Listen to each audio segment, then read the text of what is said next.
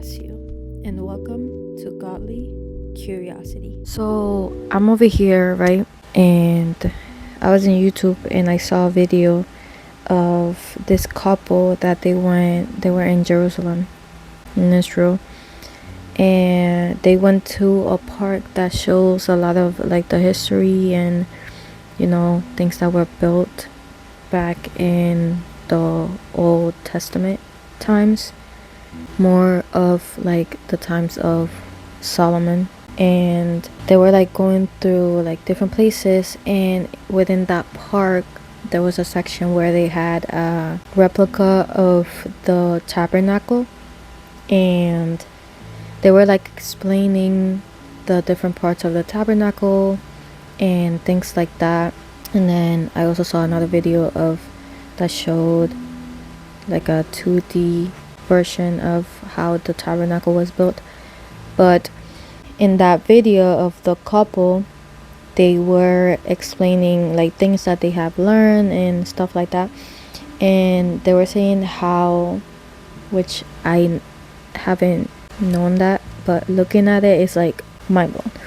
But they were saying how the tabernacle was made and how God instructed Moses to put together the tabernacle, like to put the table of snowbread where it needed to be, the golden lampstand where it needed to be, and things like that. And how in the Gospels, in John specifically, Jesus fulfills that when he talks about himself and who he is, and in the 7 I ams. So we know that he says, I am the bread of life, I am the light of the world, I am the door, I am the way. He talks about that unless you are washed. He says that before Abraham, I am, his sacrifice, and how the word became flesh and things like that. And we see that relates to how the tabernacle was put together and things. So how the table of showbread relates to Jesus's I am the bread of life, and then the golden lampstand relates to Jesus I am the light of the world. The entrance or the veil that was in the tabernacle, how Jesus says that he is the door, so I am the door. The altar of incense, when Jesus says I am the way. The bronze basin that relates to where Jesus says unless I wash you in John 13:8. The Ark of the Covenant, where Jesus says before Abraham was I am in John 8:58. The mercy seat and how Jesus' sacrifice happens. And then glory filling the tent, how the cloud of God filled the presence of the tent in the tabernacle. And then in John, where it says that the word became flesh. So all this stuff, like I'm over here and checking the references and all that stuff. When the guy said it, I was like, oh my gosh, I never seen it like that. And he said it himself. He was like we never seen that. But he shared that, and I was like, that's crazy. And I love finding things like that because it's like it reaffirms even more our faith. So I'm like over here going crazy, and I'm literally like over here looking to the sky and just talking to God like this is crazy. But then when I was looking at John, I started looking at the Gospels, and I was like, Matthew, Mark, Luke, and John. That's how the Gospels are in the Bible. And I was like, isn't it curious that the first book and the last book of the Gospels are both from the disciples, two of the disciples, like people who actually walk with Christ. And the two middle ones are not of people who walk directly with Christ. So we know Matthew was one of the disciples, and then John was another one of the disciples. So we know that they walk with Christ. But Mark and Luke did not directly walk with Christ. So it's curious how the placement of the books is, like an eyewitness, a non-eyewitness, a non-eyewitness, an eyewitness. So it's like, isn't that curious? Like, am I the only one? So I was like, I went to ChatGPT. Don't come at me. Yes, I use ChatGPT sometimes because it actually gives me some good references and things. But anyways, so I put that thought into ChatGPT, right? And I was like, isn't it curious how the gospel is placed where, the first book is a disciple of Christ, someone who literally walked with Christ. And then the next two books are of people who did not directly walk with Christ. And then the last book is of someone who walked with Christ. Isn't that curious? And obviously I know ChatGPT is not God. So only God knows the reason why the Gospels were placed the way that they were placed. But it did give me some a good perspective of, how the books are placed. And I just wanted to read some of this to you. So it said the Matthew was first.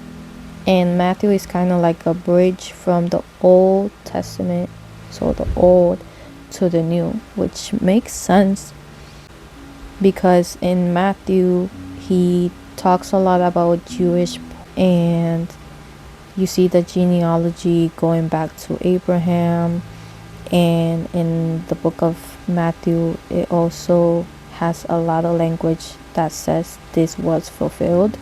So it says placing Matthew first helps Jewish and scripture rooted readers cross the bridge from the Old Testament into Jesus as the Messiah. And it says it's like God saying, what I promised, here he is, which does make a lot of sense.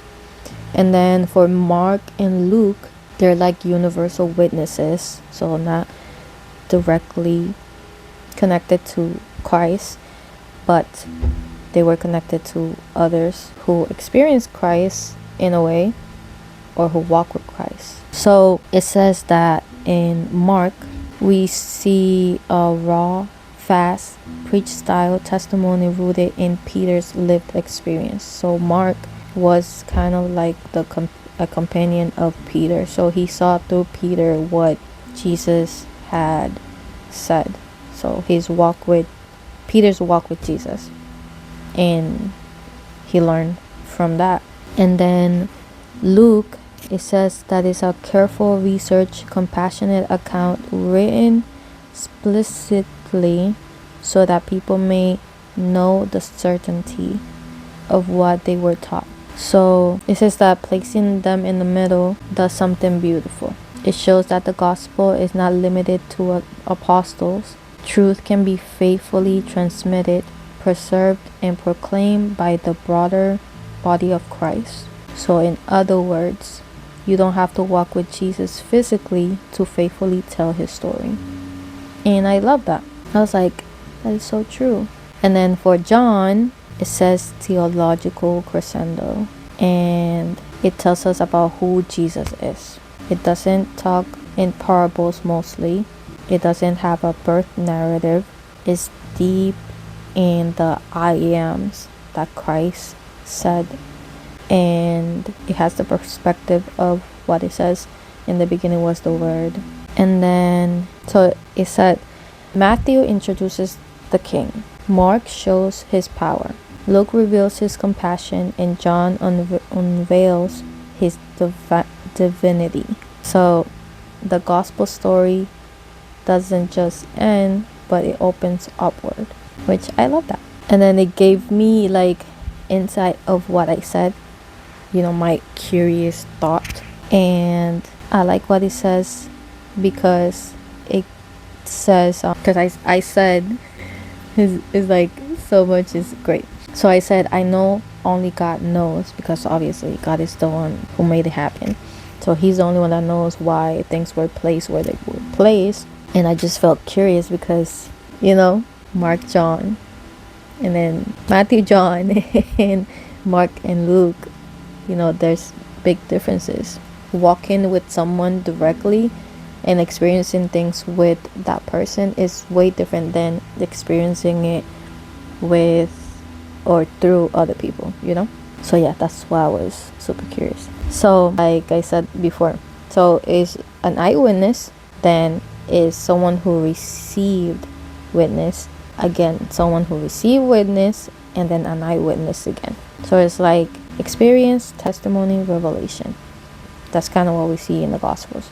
And something that I read in what ChatGPT was putting in here, it's this part which I loved too, that it says you meet Jesus, which is what we do, then you hear him preach, then you see him through others, and finally you are invited to behold his glory.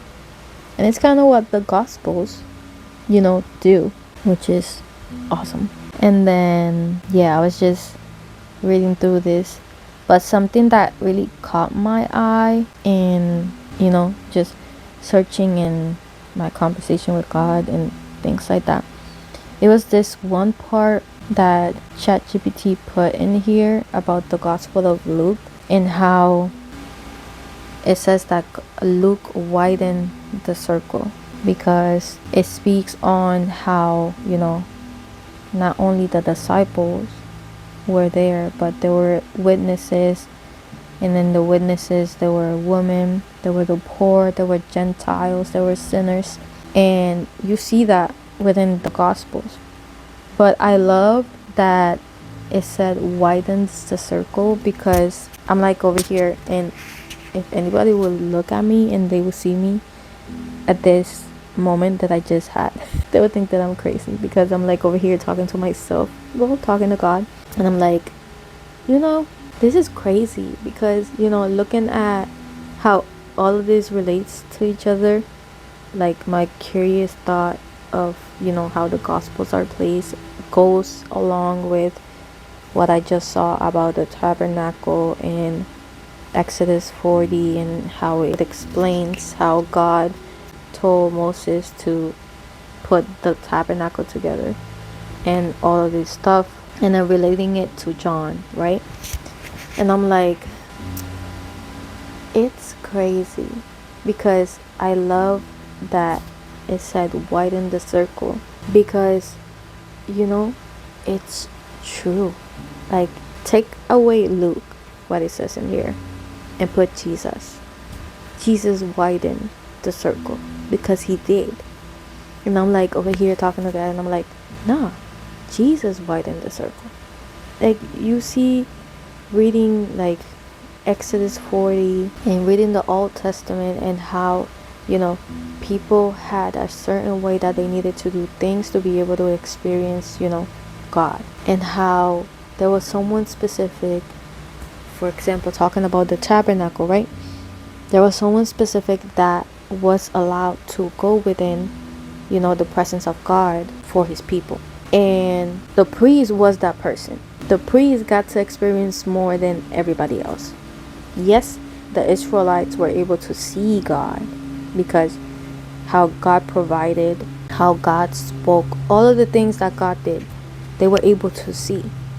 But to go within the presence of God back in the Old Testament, it wasn't like we have it now, So I was like, it's crazy, because it's true. Jesus widened the circle to be able to experience, have a personal relationship, have that connection, and be in the presence of God was literally a small circle. But Jesus came and he broke through, and he opened that circle to be and include you and me.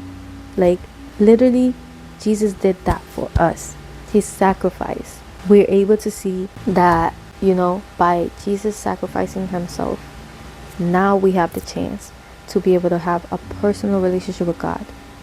It no longer requires someone to be the mediator. It does not require anymore for someone to be there in the presence of God and us on the outside. It no longer requires the sacrifice It no longer requires cleansing in the way that they used to do it. It's a different kind of cleansing. And God does that in us, you know? So it's like Jesus really widened the circle. He broke through. And now we're able to, wherever we are, whenever, at all times, places, whatever, we're able to have that experience of being in the presence of God. It does not matter what, where, when, how, none of that. Because right here in my room, it's cold, by the way, but right here in my room, I am able to have a personal experience with God. I'm able to talk with God directly. I don't need someone to call God for me, but I could do it for myself. I am able to sit here like I just did and just have a normal conversation with God, talking about my curiosities and having Him speak through His word to me, you know? So it no longer requires someone else but you on your own, me on my own. I could build that relationship with God. And that's what He wanted. He no longer wanted, separation in that way. He wanted connection. He wanted to connect with each and every one of us individually. The experience that I may have, you may not have it, because yours will be different. And that's what Jesus' sacrifice did for us. No longer we are separate, that connection is cut, because now we can experience God on our own. And that's what just happened. I'm like, isn't it crazy? But what breaks my heart is that, even through seeing things like this, like we see in the Gospels, how you have, literally just by looking at the Gospels, you have two people who actually walk with Christ and two people that did not walk with Christ. And they all tell the same story. They all tell the same details. They all in the same, spirit, writing these words. And yet, there's so many that still don't believe. Like, you need actual proof. You need physical evidence to believe. Isn't that also curious? Because God also speaks, the gospel also speak about Thomas. He was a disciple, but he still doubted. And that's how so many people are. So we can't blame them, because we did see it in a typical someone, Mr. Thomas, who actually walked, experienced, learned, and had a close relationship with Jesus in flesh, and yet he still doubted. So it's human nature to doubt, to not believe, because we do live in a broken down, evil world. But it's things like this that sparkle, I don't know in you guys, but in me, it sparkles like a little curiosity, and I love it. So I don't know, I made this video. I don't know if I'm gonna post it, but I was just curious on, all of this, because nothing happens by simple hunch. I don't even know. For me, nothing happened by chance. God always has a plan for everything. So this little conversation, this little time, it's like, I see you. It's just great. I love it. I love when I have moments like this. And if I do end up posting this, maybe I could share more of times like this that I have with God, It's a different kind of video, but I hope you guys liked it. And yeah, that's it. I hope you guys liked this video, and I'll see you in the next one. Bye. By the way, I was so hungry. Like my stomach felt like it was gonna come out.